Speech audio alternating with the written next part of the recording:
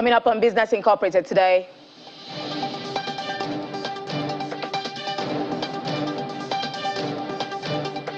South Africa signs €600 million loan from Germany, France for clean fuel shift. And Kenya tea exports to Russia drops.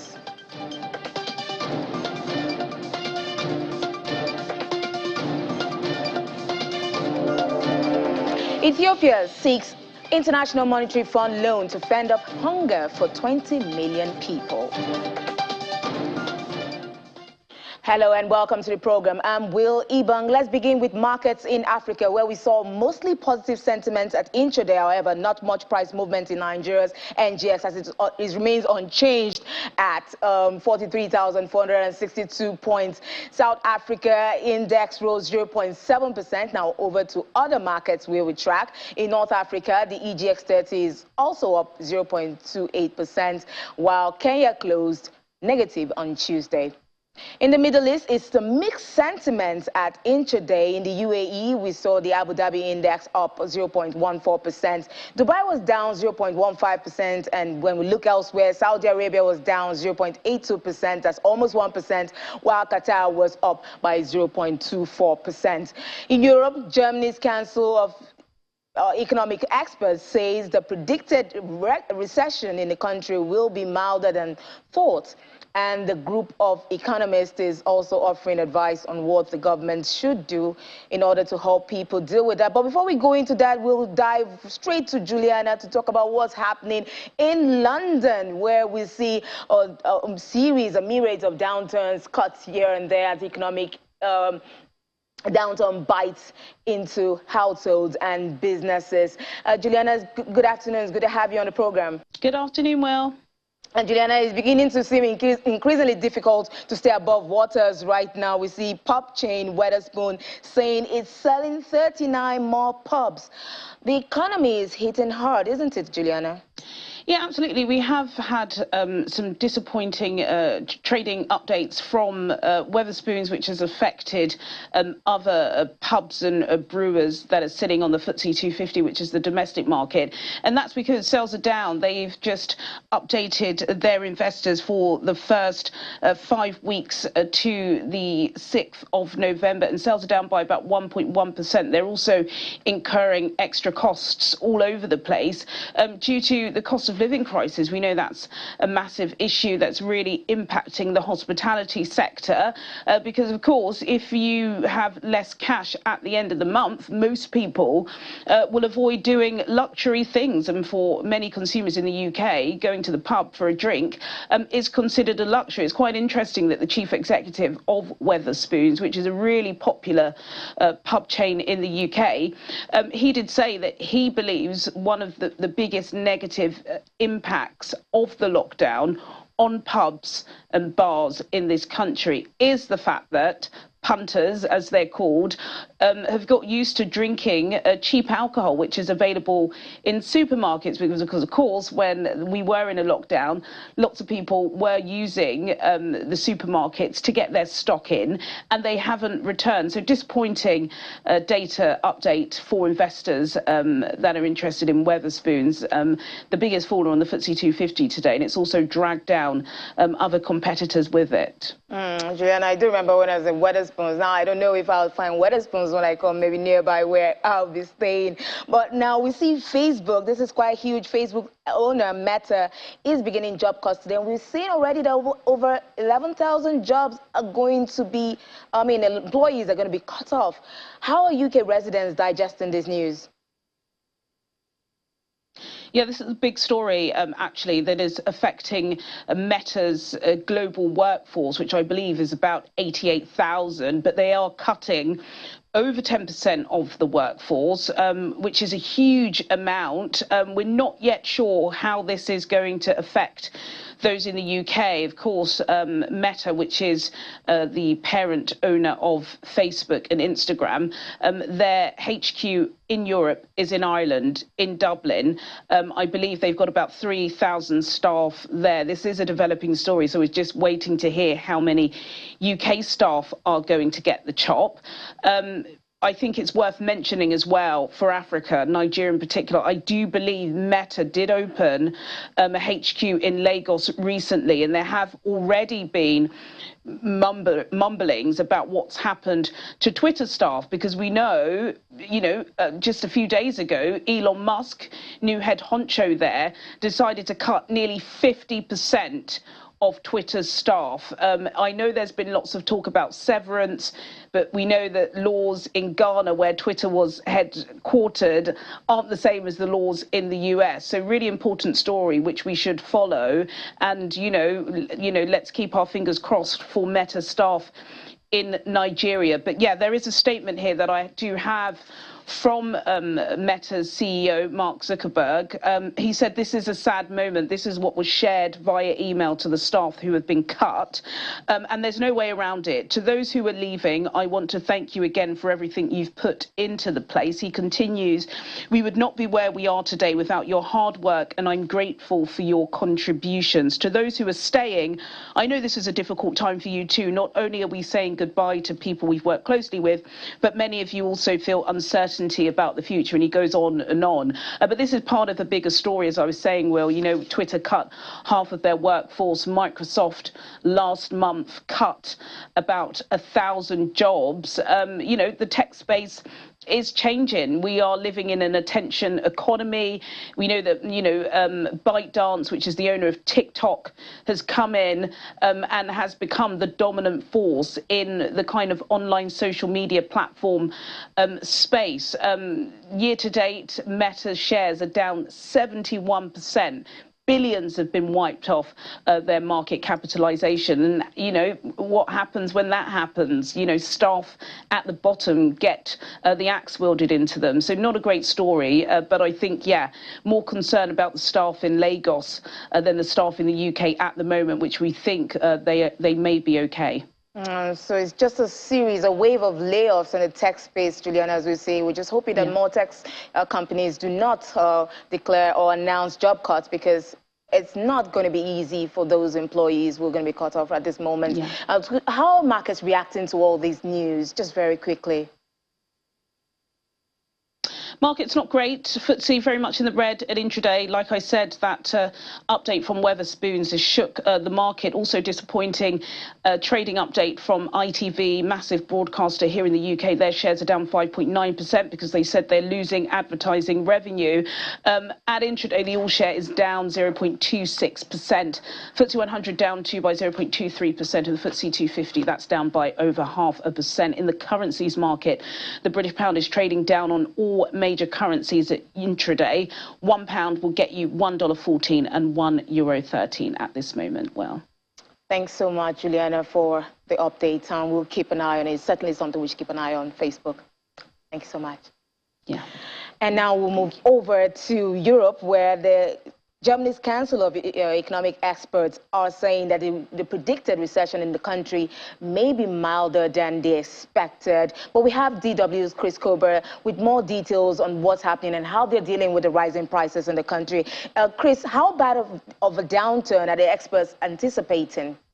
The expert council is expecting the economy to shrink by 0.2%, which is only half as bad as the government's projections have been. That's according to the annual macroeconomic assessment, the group consisting of 5 economists presented today. And looking at the current year, the economists are also more optimistic than political leaders in Berlin. The expert council saying that GDP growth for 2022 is likely to come in at 1.7% compared to the 1.4% expectation of the government. Now, this slightly higher prognosis stems from the economy performing unexpectedly well over the summer. GDP growth in Germany stood at 0.3% in the third quarter. That is despite the energy crisis triggered by Russia's war on Ukraine. Initially, economists had expected the economy to contract slightly. A major reason for the expected recession, albeit a milder one, according to the expert panel, are are the dramatic price increases, which are taking away from consumers' purchasing power. Inflation in Germany, according to initial estimates, stood at 10.4% last month, ticking up from an already high 10% in September. Experts are expecting an annual inflation rate of 8%. Now, Germany is trying to move its energy consumption away from fossil fuels, whose sharp price increases are largely seen as a main driver of inflation. Nevertheless, the Council of Economic Experts is expecting unusually steep rising prices for 2023 as well. So the government has already introduced packages, subsidies, and financial support. What are the recommendations that the experts are asking for? Well, the expert council is calling on the government to raise taxes to be able to pay for these expensive measures. In particular, people with higher incomes are to shoulder more of the financial burden. The group is suggesting the top tax rate should be increased. Alternatively, high-income households could be paying a solidarity surcharge on energy. These measures would help the government's financial support ambitions to be more targeted, the experts claim, and they would also be sending the signal that the energy crisis needed to be tackled through solidarity. The economists say that only people with low incomes should be benefiting from public relief packages, as they spend a much bigger portion of their earnings on energy, rent, and food compared with better-off households. Previous initiatives, like temporarily waiving the state tax on fuel and subsidizing public transport tickets over the summer, hadn't been targeted enough, as these measures had also been benefiting higher income groups, the experts say. And that is quite some explosive stuff the economists are recommending here, particularly for the liberals in Berlin's three-party coalition. They've been fighting tooth and nail to avert any raising of taxes successfully so far. And this expert report is going to support Social Democrats in the government in their quest to have the rich pay more in this country, something that they campaigned on before last year's general elections, but which they had to give up in order to set up a governing coalition. Now, the other junior coalition partner, the Greens, have also been welcoming this idea. So what's the word from the trading floor today? Well, investors continue to keep their eyes on the midterm elections in the U.S., of course, although the impact so far is limited. Up until now, the red wave of Republican victories in the race for House and Senate seats did not materialize. The situation, the economic situation in China is also on people's radar. Fresh data suggesting today that Beijing's zero-COVID strategy is taking more toll on the economy. China's producer price index fell by 1.3% on year in October, pushing it into negative territory for the first time since the end of 2020. And at the same time, the consumer price index moderated slightly last month from September's two-year high of 2.8%. In response to all of this, the DAX in Frankfurt is retreating. German stocks are down about 0.5% in the early parts of today's trading session. Thanks so much, Chris, for the updates. We'll look forward to more tomorrow. Thank you. And now in Asia Pacific, stocks were mixed Wednesday as investors digest incoming results of the United States midterm elections, and China's annualized producer prices fell for the first time in October since December 2020. The Hang Seng Index in Hong Kong lost 1.62%. In mainland China, the Shanghai Composite shed 0.53%, while the Shenzhen component was 0.79% lower. The Chinese yuan weakened past 7.25 levels against the US dollar after its latest economic data release. Now we'll see a global downturn for crypto as FTX is the cryptocurrency market today moved further away from the $1 trillion market capitalization level as Bitcoin lost the $18,000 psychological level. Yesterday, FTX struck a bailout deal with larger rival Binance after a surge in withdrawals caused a significant liquidity crunch. Concerns about FTX financial health reportedly triggered $6 billion, that's about 5.2 billion pounds of withdrawals in just 3 days. And now the news sent shockwaves through the digital assets market, with cryptocurrencies falling sharply. Next, a look at Kenya's $4.1 billion climate financing, and that conversation is right around the corner. Do stay with us. This is Business Incorporated. We'll pick up from the U.S., where stock futures urged lower in early trade on Wednesday following recent market gains as results of the midterm elections dragged on, with control of the U.S. House of Representatives and Senate bills still up in the air. Futures tied to the Dow Jones Industrial Average fell 0.32%, S&P 500 futures dropped 0.25%, and NASDAQ 100 futures declined by 0.22%. Now, before we go, let's take a quick listen to yesterday's market close with our correspondent, Maria Bird.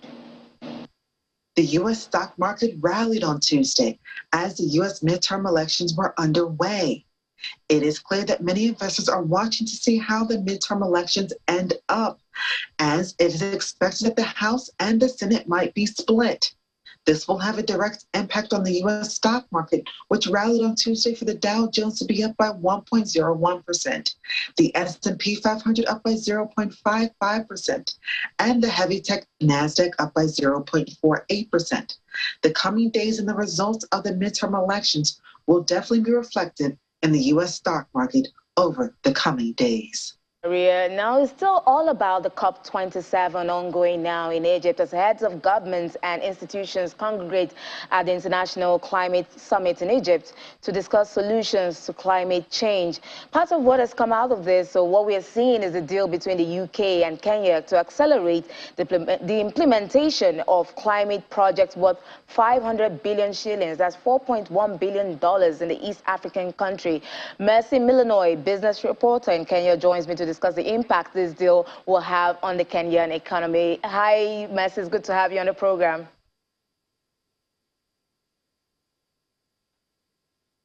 Hi, Mercy, I think you'd need to unmute your mic. Oh, let me see. So, Mercy, how significant, just give us a picture, how significant is this climate deal for Kenyan economy in the near term? Well, it's quite significant because as we speak currently, Kenya is going through a lot in terms of the effects of climate change. We have had delayed rains, which of course has affected food security in the country. At the same time, also, we have had lakes overflowing, such as we had an incident with one of the lakes in Lake Bogoria, Lake Baringo, which overflooded and of course affected a lot of people. So definitely the financing comes at a time where Kenya is in dire need, of course, of funds to mitigate issues to do with climate change. And of course, with the agreement between Kenya and the UK, part of the money will go towards Tana River to do hydropower. And of course, Kenya has been quite at the forefront in terms of clean energy. Currently, we have geothermal power, which has been facilitating Kenya's power for the longest time. And now we are trying to head on to hydropower. So according to President William Ruto, as at yesterday, he said that, of course, part of the money will go towards production of hydropower, about 1 gigawatt of power that will be produced from Tana River in Kenya.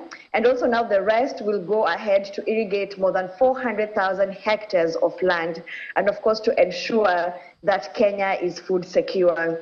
Now, the interesting thing is that part of the area around Tana River where, of course, the hydropower project will be taking place, the government had implemented quite a big project for agriculture known as the Galana Kulalu irrigation scheme, and that was supposed to produce enough, especially maize, dry foods, so that they can be able to boost the country's food security. So it is quite significant to see that the efforts are still being put in place, especially for irrigation, especially now at a time where we cannot depend on rain-fed agriculture, which has been the case in Kenya. This year, it has proven quite well that you can depend on rain-fed agriculture. Currently, we have hundreds of thousands of Kenyans who are facing starvation. And of course, now these efforts to put up the land for irrigation, and also at the same time to produce hydropower. It will be quite significant for the Kenyan economy. Interesting development going on there. We do know that most of the promises, the leaders after COP or during COP, they tend to overpromise and under-deliver. So we're just hoping that doesn't happen in this instance, Illinois. But how would I just want to know, you mentioned different sectors now, the agriculture, and we're talking about irrigation, water, resources. How would the ESG companies benefit from this deal? Well, Kenya has been, the Kenyan government has been at the forefront, of course, to encourage companies to be ESG compliant. Currently, we have about 7 of the 63 companies listed on the Nairobi Securities Exchange that are ESG compliant. And of course, for now, it's a lot of incentives and being thrown out there to ensure that more companies join and become ESG compliant. And of course, in the long run, also have efforts and of course strategies in place to ensure that they reduce their carbon print. We have companies in Kenya that have really done quite well. We have the largest telecom company, Safaricom, that has really even been putting out and even issuing out the sustainability report to just ensure that, first of all, they're sustainable, they're running a sustainable business, and they're ESG compliant. Also, at the same time, we have East Africa Breweries Limited, also here in Kenya, that has been quite ESG compliant, and they've been very vocal in terms of their sustainability measures.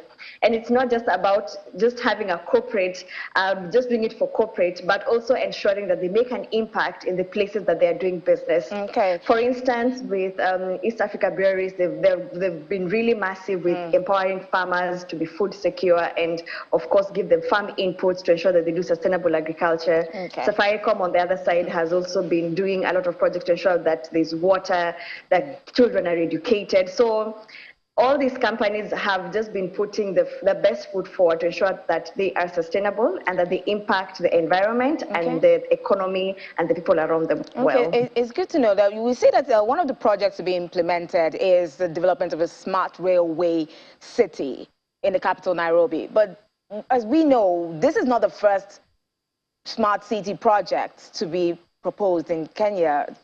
Tell us about that. Well, it's not, you're right, it's not the first one.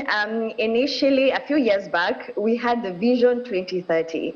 And part of the Vision 2030 was to have a smart city called Konza Metropolis. So Konza was to, of course, the project is still ongoing. They're still putting up infrastructure in place. There are a few companies that have already signed up to set up shop there. And it was simply to ensure that, of course, number one, it's a smart city, it's very technological driven, and at the same time is to simply tap into the tech talent in Kenya. Okay. Of course, Kenya is known as the Silicon Savannah, so it's simply just trying to see how they can tap into the tech talent, while at the same time to use as much technology as possible to reduce carbon print and ensure that the city is smart-led, and the companies that will set up shop, of course, will be using a lot of tech to operate. Thanks a lot. Thanks a lot, Mercy Illinois, business reporter, Kenya, for sharing your perspective with us. And we do hope we keep track of what's happening in COP27 and more developments coming up there. And now, moving on to other stories. Still in Kenya, Russia is purchasing more tea from India at a cheaper price as supplies from Kenya have become costlier. Russia is the 5th largest buyer of Kenyan tea, but in recent weeks, Kenya tea prices have started moving northward, and that data is from the East African Tea Trade Association. And now we move on to South Africa, where the country has signed a loan deal facility with France and Germany for the 2 European countries to extend 300 million euros each in concessional financing to the country to support the country's efforts to reduce its reliance on coal through a just transition to cleaner energy sources. The French and German public development banks, AFD and KfW, have provided the loans directly to the South African government via the National Treasury. And that's it on Business Incorporated. Do join us tomorrow for another edition. I'm Willie Bung, and don't forget to follow us on social media and all our other YouTube platforms. Thank you so much. Au revoir.